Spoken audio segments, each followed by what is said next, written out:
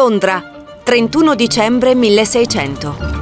Per volere della regina Elisabetta I, nasce una delle prime società per azioni della storia.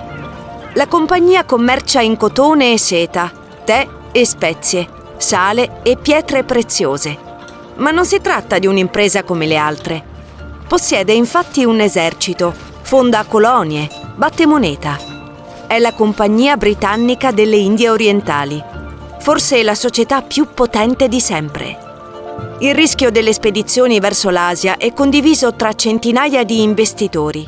Capitali europei, lavoro asiatico, consumi occidentali si intrecciano in una rete commerciale globale fondata sul profitto privato e sullo sfruttamento delle colonie.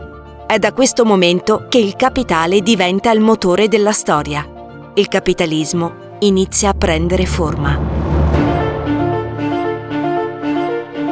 Questo è Capitalismo, luci e ombre dell'idea che ha rivoluzionato la storia.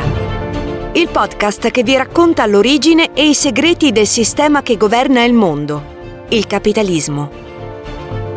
Un podcast realizzato dall'Investment Institute di Unicredit, prodotto e distribuito da 24 Ore Podcast.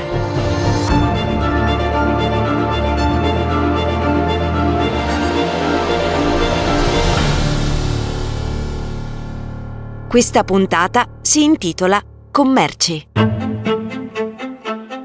Nell'aprile del 1601, la Compagnia delle Indie lancia la sua prima spedizione navale. 4 navi partono alla volta dell'Asia. Dopo 18 mesi fanno ritorno a Londra con un carico di pepe. Nel 1604 parte una nuova spedizione. Stavolta solo 3 navi rientrano. Una affonda con tutto l'equipaggio. Eppure, nonostante la tragedia, queste 2 missioni rendono agli azionisti profitti straordinari. Si parla di un rendimento del 95%. Lui è Edoardo Campanella, direttore dell'Investment Institute di Unicredit. Nella sua semplicità, questa è l'essenza del capitalismo: investire denaro oggi aspettandosi un guadagno domani. In fondo, fare impresa è una scommessa sul futuro. Non è un caso che il capitalismo nasca all'indomani delle grandi esplorazioni oceaniche e della diffusione della scienza moderna, per poi affermarsi definitivamente con l'illuminismo e la rivoluzione industriale. Un momento storico in cui cambia il modo di vedere il mondo e l'uomo è spinto a testare i suoi limiti. Ma se accumulare capitale e generare profitto sono l'essenza del capitalismo, la sua struttura non è statica. Nel tempo cambia il rapporto tra Stato e mercato. Ci sono fasi dominate dall'uno e fasi dominate dall'altro. Troppo mercato richiama l'intervento dello Stato e viceversa. Con la dovuta semplificazione dal 600 a oggi è possibile distinguere 4 grandi fasi del capitalismo: mercantile, industriale, gestito e neoliberista. Oggi stiamo per entrare in una 5ª fase, dai contorni ancora sfumati. Prima di descriverla, facciamo un passo indietro. Iniziamo dalla prima era. Iniziamo dal capitalismo mercantile. Anche prima dell'era moderna non mancano esempi di grandi investimenti, specialmente in opere pubbliche. Palazzi eretti per esibire ricchezza e potere. Templi e cattedrali per propiziarsi il favore divino. Monumenti per celebrare la gloria militare. Il loro scopo non era quindi quello di generare nuova ricchezza. Tra il XVII e il XVIII secolo, però, qualcosa cambia. L'espansione delle rotte commerciali transoceaniche avviate con la scoperta dell'America e la nascita delle attività bancarie nelle città-stato europee portano alla formazione di una nuova elite economica, la borghesia mercantile. Nello stesso periodo si diffondono nuove tecniche di produzione e trasporto e si diffondono anche le idee che avrebbero trasformato per sempre l'economia e la società, a partire dalla Riforma protestante. Proprio l'etica protestante gioca un ruolo chiave nel diffondere in Europa e poi in America quello che il sociologo Max Weber chiama lo spirito del capitalismo. Non si tratta semplicemente della tendenza universale a cercare il profitto, ma di una massima etica a cui uniformare la vita, che considera il lavoro un compito morale e che vede nel successo economico del singolo una forma di predestinazione divina. Per cogliere pienamente il nuovo spirito imprenditoriale che va formandosi, andiamo alla Amsterdam del XVII secolo, il primo laboratorio capitalistico della storia.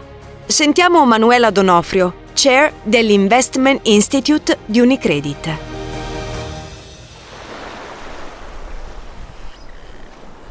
Se la prima compagnia delle Indie nasce a Londra, il modello si diffonde rapidamente. In pochi decenni, l'Europa vede nascere una costellazione di società simili. Gli stati nazionali garantiscono loro il monopolio esclusivo sulle rotte asiatiche. L'Olanda ha la sua Compagnia delle Indie Orientali, anche conosciuta come VOC. A differenza della rivale britannica, che inizialmente raccoglieva capitale per ogni spedizione, la VOC, nata nel 1602, è una società d'azioni a tutti gli effetti. Per la prima volta, chiunque può comprare e rivendere azioni della compagnia. Il commercio delle spezie è estremamente redditizio, ma altrettanto rischioso. Il costo di una spedizione è enorme e la possibilità di non tornare è alta. Fino a questo momento, solo gli stati possono permettersi di finanziare imprese simili. La VOC segna una svolta decisiva, consente di mobilitare il capitale privato, crea un mercato del rischio, dà forma a un'impresa globale. Ma il successo della VOC dipende anche dalla stretta alleanza con lo Stato olandese, che protegge gli interessi della compagnia.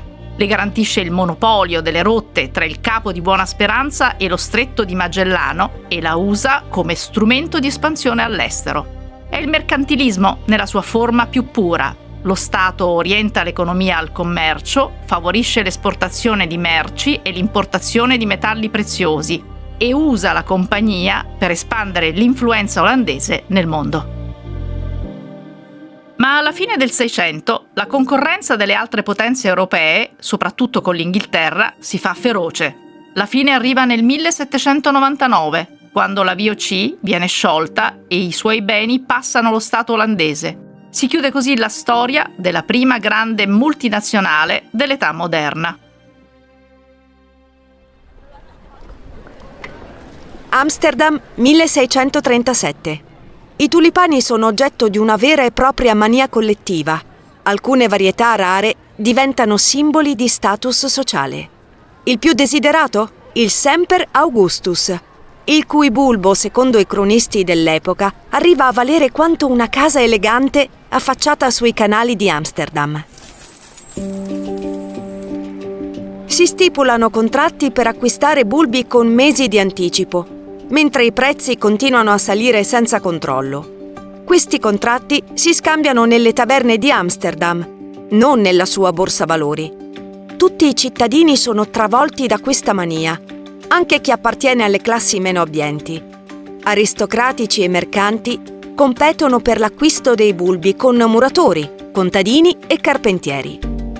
Per assicurarsene uno non si offre solo denaro, ma anche maiali, damigiane di vino, chili di formaggio, vestiti, perfino mobili.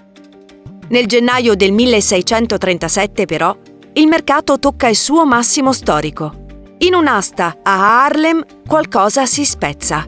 All'improvviso il mercato si blocca e gli scambi evaporano. Nel giro di pochi giorni il valore dei bulbi precipita, con perdite di oltre il 90%. Così, senza preavviso, la grande bolla dei tulipani implode su se stessa. L'episodio della mania dei tulipani è particolarmente emblematico, prefigura infatti le moderne crisi finanziarie. Proviamo a capire un po' meglio il contesto. Con la nascita della VOC, nel 1602 prende forma infatti anche la prima borsa valori del mondo. La borsa di Amsterdam diventa subito un ingranaggio essenziale. Permette alla Compagnia olandese delle Indie Orientali di raccogliere i capitali necessari per finanziare le costose rotte verso l'Oriente. Forme embrionali di società per azioni erano già comparse a Genova, Venezia e Firenze. Ma ad Amsterdam la scala è completamente nuova. Volume degli scambi, fluidità del mercato, visibilità pubblica. Le azioni della VOC cominciano a circolare sul mercato secondario. Si diffondono forme embrionali dei cosiddetti contratti futures. con cui le parti si impegnano a comprare o vendere un'attività a un prezzo prefissato, in una data futura stabilita. Arriva la speculazione. Per quanto possa sembrare lontano dal nostro mondo, il capitalismo mercantile dell'Olanda del Seicento contiene già elementi embrionali del sistema economico moderno, comprese le sue crisi. Il successo di Amsterdam nasce da ingenti investimenti nelle rotte marittime, ma si è ancora lontani dall'affermazione di un pieno capitalismo. I profitti della Compagnia delle Indie sono il risultato di monopoli, privilegi esclusivi ed esclusione dei concorrenti, non certo di guadagni di produttività, efficientamento dei processi o mercati competitivi. I semi gettati dalla VOC e dall'economia mercantile cominceranno a germogliare a partire dalla seconda metà del Settecento, dando vita alle trasformazioni economiche e sociali che porteranno alla nascita del capitalismo industriale. Anche il legame tra potere statale e potere economico, cuore del mercantilismo che sosteneva la Compagnia delle Indie, non è affatto un'anomalia del passato.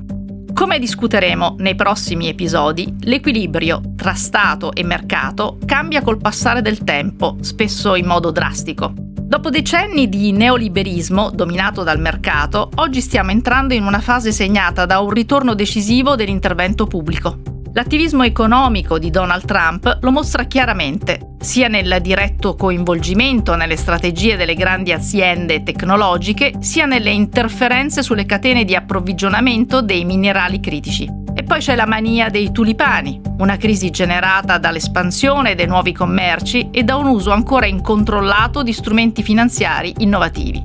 Un episodio emblematico del funzionamento del capitalismo che si nutre di aspettative e fiducia nel domani. Proprio per questo, le crisi non rappresentano anomalie, ma elementi strutturali del capitalismo stesso, momenti di correzione che intervengono per riassorbire gli eccessi prodotti da quell'ottimismo. Se mercati e commerci sono sempre esistiti, rimane una domanda. Perché il capitalismo è nato proprio in Europa?